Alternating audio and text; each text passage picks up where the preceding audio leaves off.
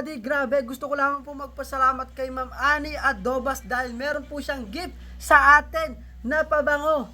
At hindi lang isa mga Lodi, hindi lang dalawa, hindi lang tatlo, dahil 4 po na pabango ang regalo niya sa atin. Kaya naman, thank you so much po Ma'am Ani, at more blessings po sa inyo mga Lodi. At syempre, ayan, Ma'am Ani, tingnan natin kung ano itong yung binigay sa akin. Ito, meron siyang Sea Island Shore. Yun, yung tatak mga Lodi. Ito yung pang malakasan mga Lodi. Nababasa niyo ba yan? Victoria's Secret. Oh, di ba? Oh, Victoria's Secret mga Lodi. Grabe yun, Ma'am Ani. Apakalupit. Ito, marshmallow pumpkin latte. Ayun, oh. Grabe. At ito, yung panghuli ay si Fall in Bloom.